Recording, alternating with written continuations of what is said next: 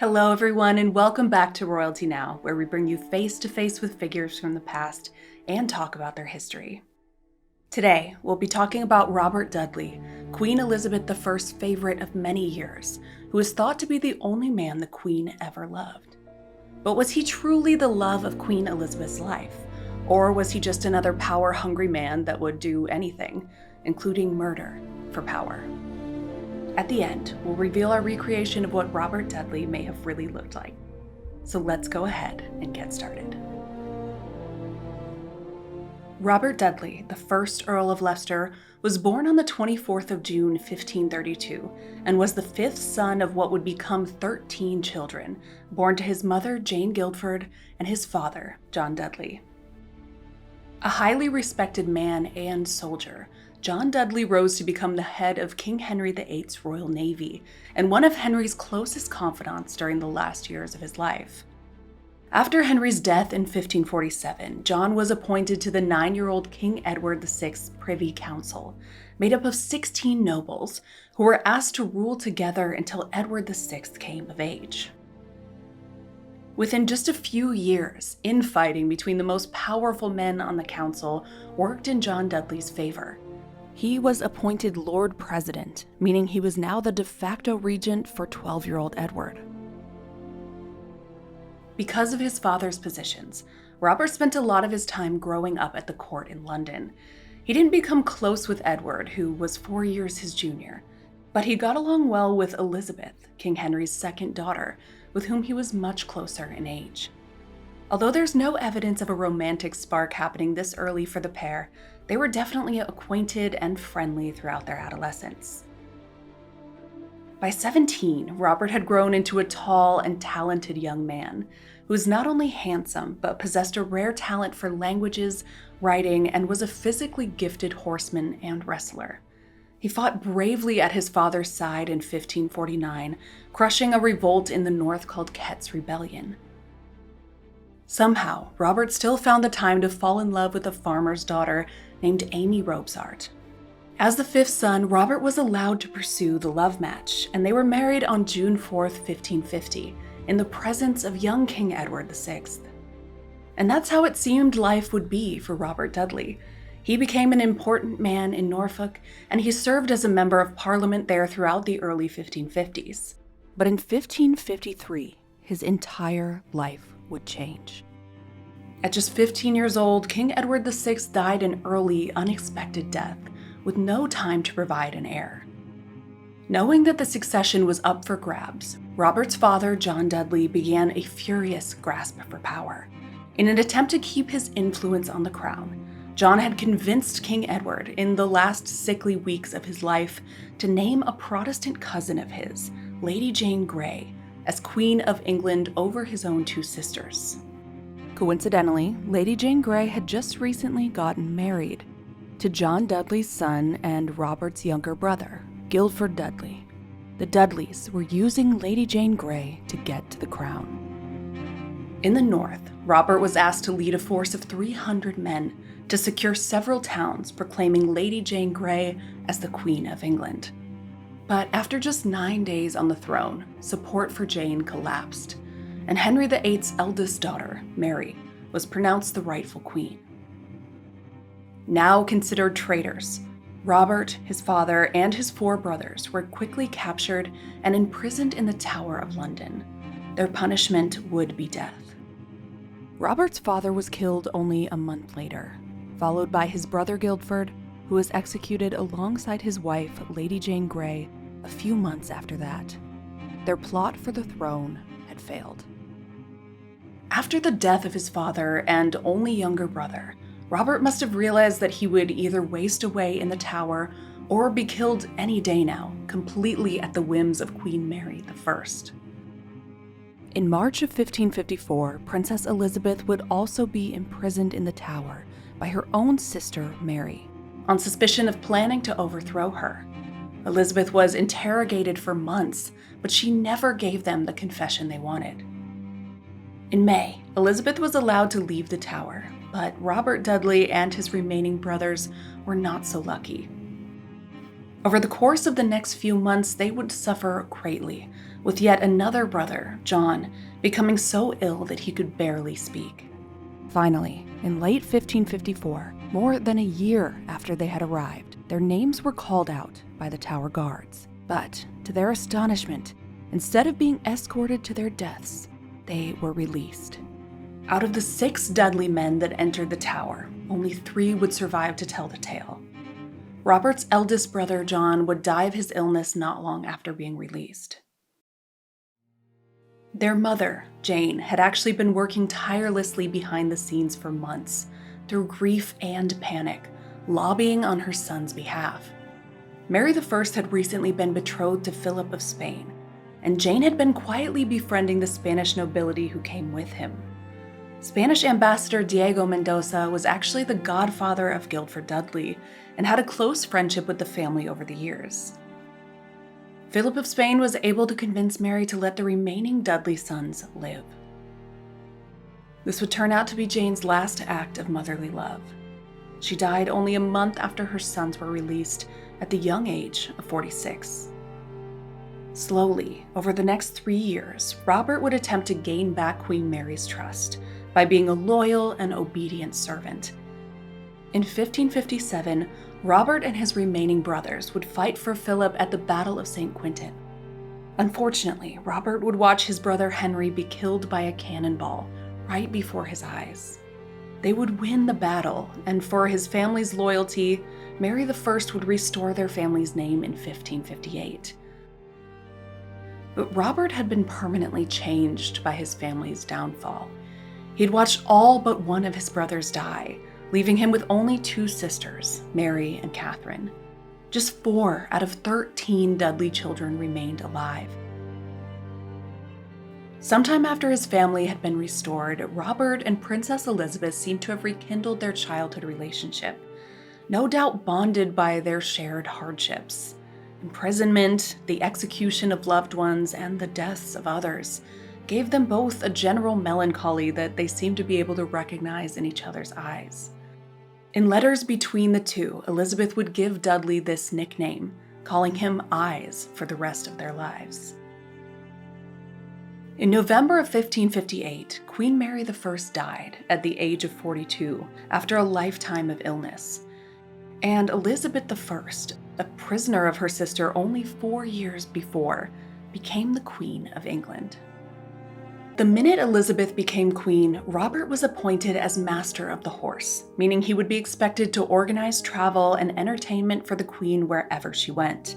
It was a position that allowed them to be physically together nearly all of the time, and it quickly became obvious that the two were very, very close.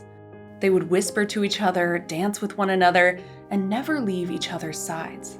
It was said that no one made the Queen laugh as much as Robert Dudley. In a letter sent by the Spanish ambassador to the Spanish King Philip II in April of 1559, it describes her relationship with Robert. Lord Robert is the man in whom it is easy to recognize the king that is to be. He has come so much into favor that he does whatever he likes with affairs, and has even said that Her Majesty visits him in his chamber day and night. Their relationship was obvious to the point that visiting princes vying for her hand would arrive and feel duped by Elizabeth. They would see her pining glances at Robert, the coy touch of a hand, and realize that they had traveled to England for nothing. The two were clearly in love with each other, but there was one big problem. Robert was married. Robert's wife, Amy, had remained loyal to him even after he was condemned to death, and had even visited him during his time in prison. But since his appointment as Master of the Horse, Robert had been away from their family home nearly all of the time. It's recorded that he visited Amy for 4 days in Easter in 1559, and that she spent the summer in London that same year. But this had apparently made the Queen very jealous, and anytime Robert went to visit her, he was commanded to say that he did nothing with her. Amy was very clearly not welcome at court. However, the Queen had reason to believe that he would not be married much longer. Rumors had begun to spread that Amy was sick and that she did not have long to live. People talk of it so freely that they go as far as to say that his wife is very sick in her chest, and the Queen is only waiting for her to die to marry Lord Robert. Robert would tell a friend that, quote, if he lives another year, he will be in a very different position from now, which is, at the very least, an interesting thing to say. Now, we don't truly know if Amy was ill or what she suffered from, but it does seem like Robert knew, or at least hinted at, knowing something was going to happen to her. A year would pass, and the Queen and Dudley had only become closer. On September 9th, 1560, Robert was with Queen Elizabeth at Windsor Castle when a messenger reached him. His wife was found dead at the bottom of a stairwell at their residence, Cumnor Palace in Berkshire. There had been no witnesses to her death. By all accounts, Robert was severely shocked, and he knew immediately what it looked like, very quickly stating that he was dreading the malicious talk I know the wicked world will use. And he was right. The news soon spread around the country, leading many to assume the worst. Robert would immediately send his steward Thomas Blunt to investigate. When Thomas arrived, he was able to verify from various sources that on September 8th, the day she died, Amy Dudley had told everyone in the household to leave the house and go to the fair. When some refused, she got angry and demanded that they leave, which they eventually did, leaving her alone in the house. They returned to find her at the bottom of the stairs. In the weeks that followed, a coroner and 15 jurors were called to investigate her death, and in the end swore an oath stating that Lady Amy, by misfortune, came to her death and not otherwise. Of course, that didn't satisfy the gossips of the court. Amy's death had played right into the hands of nobles and politicians who desperately wanted to prevent Elizabeth from marrying Robert. They gladly spread rumors portraying Robert as a serial killer, an extortioner, and a criminal. In reality, there are 6 explanations as to what could have happened to Amy.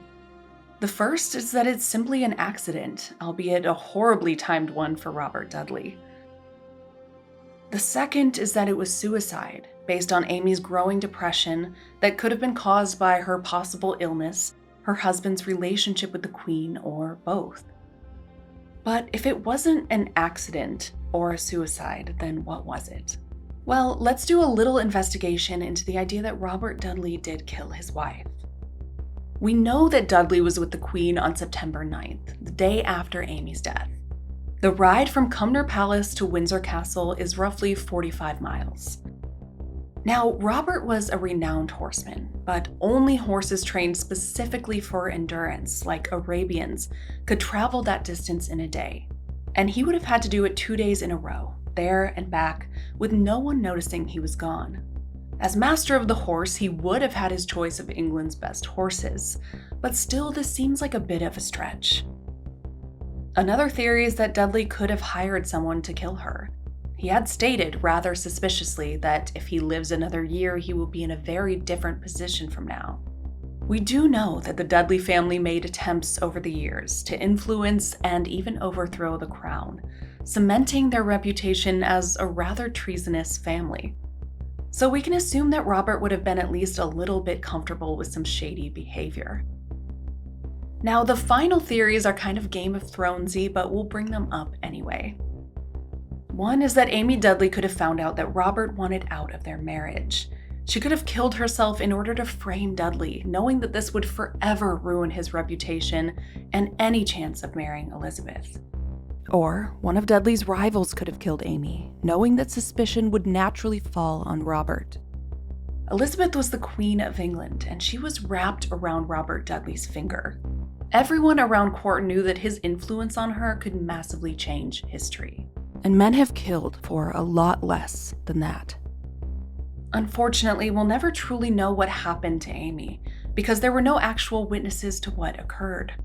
Personally, I truly don't believe Robert Dudley did it himself, but I do believe that he could have hired someone to do it. I can also believe that one of Dudley's rivals had the capacity to do it. But in the end, it's the fact that Amy was demanding to be left alone the day of that keeps telling me she most likely had a plan for herself. which only leaves the two theories that she did it to either end her own suffering or to begin Robert's suffering. What do you think happened? Let us know in the comments below. Whatever the truth was, it didn't seem to truly matter to anyone. The damage was done. Although he was now technically free to marry the Queen, the cloud of suspicion would follow him forever. Elizabeth must have believed that he was innocent because she remained just as close to Dudley as ever, and it seemed that he was still dead set on asking for her hand in marriage. But nearly all of Elizabeth's advisors made their disapproval of Robert Dudley clear. If she married him, there was a great chance that the nobility could riot against her, which could result in her losing her crown. After so many years of instability, Elizabeth was finally safe as queen. Could she risk that for love? What was love to her anyways? Her father had shown her that love was fickle, and her mother had shown her that it was dangerous. So although Elizabeth loved Robert, she decided that the Queen of England could not. When Dudley realized what was happening, he took her sudden cold feet as a sign that Elizabeth's feelings for him were beginning to fade. He asked her to allow him to leave to pursue a life in the military. When she angrily refused him, he knew that there was still hope. In October of 1562, Elizabeth would make her feelings clear when she became incredibly ill with smallpox. At her very worst, when even her advisors began to think that she would not survive, Elizabeth requested that Lord Robert Dudley be made Lord Protector of the realm, essentially giving him the powers of a king in England. Miraculously, Elizabeth recovered, but her choice of Robert as Lord Protector had rubbed many of the nobility the wrong way, and it was made very clear to her that it would have been very dangerous to be Robert Dudley had she not recovered. This close brush with death, for herself and for Dudley, must have been the reasoning for her next move. Robert was told that he would be made the Earl of Leicester, an incredible honor completing Robert's redemption from downfall. But then he was told why he was being made Earl. Elizabeth had offered his hand in marriage to her biggest rival, Mary Queen of Scots.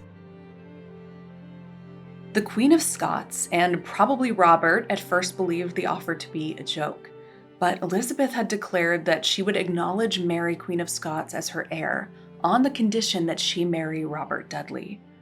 So, Mary accepted. Although this deal seems bizarre to us today, Elizabeth was obviously doing this in order to be able to influence Mary through Robert.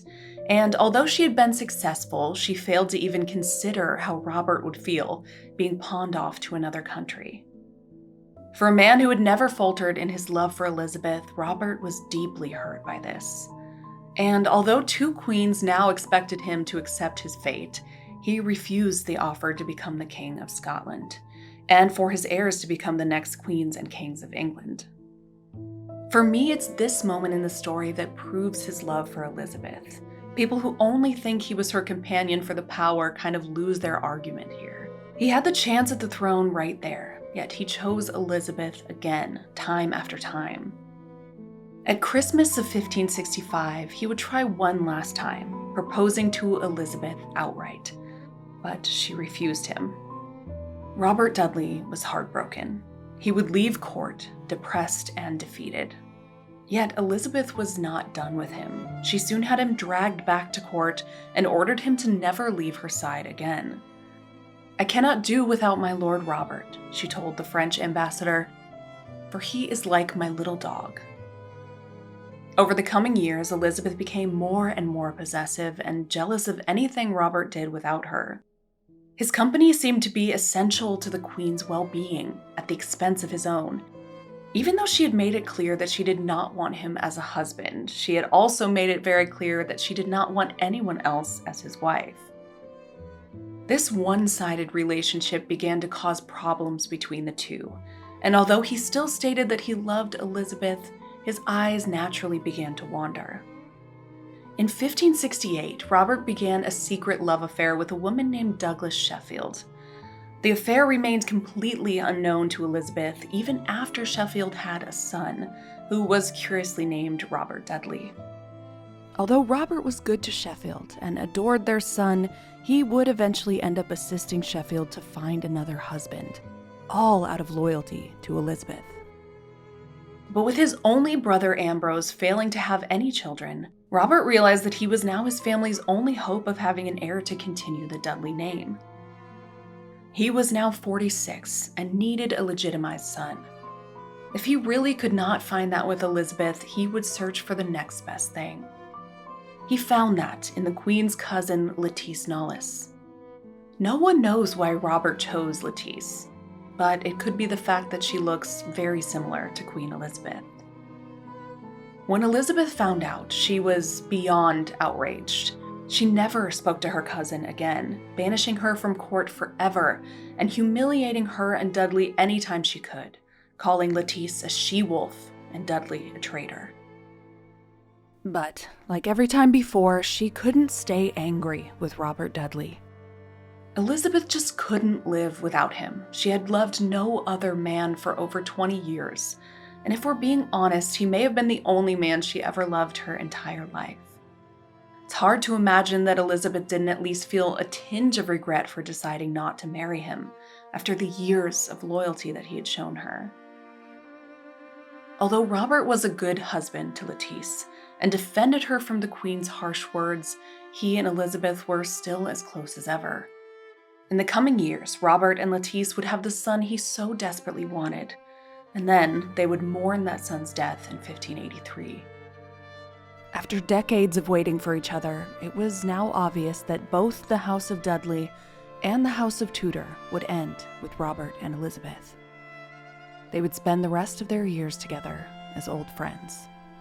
In 1588, Robert visited her in London and spent weeks with the Queen before saying goodbye to Elizabeth and promising to write. On September 4th, 1588, Lord Robert Dudley passed away unexpectedly at the age of 56. Queen Elizabeth was destroyed by the news and locked herself in her room for a week before the door had to be broken down. The last letter Robert ever wrote her was signed off with his lifelong nickname of Eyes. She would keep it by her bedside, endorsing it with his last letter on the outside. It was still there 15 years later when she died. Elizabeth had been married to England, but her heart belonged to Robert Dudley. So, what did Robert Dudley, the Queen's favorite, really look like? Luckily, we have many portraits of Robert from his lifetime to reference. Probably the most well-known image, which I've used for my recreation, is this life portrait by an unknown artist. It depicts Robert at the age of 32, during the peak years of his affair with Elizabeth. He's standing in spectacularly expensive clothing in front of the symbols of the Order of St. Michael and the Order of the Garter. Even though his eyes appear in this portrait to be a dark brown, we see in other, cleaner portraits from years later that they are really a clear gray. And we have many subsequent portraits of Dudley as he ages, all showing a serious man with dark hair and a beard tinged with red. So, let's see the face of Robert Dudley brought to life now.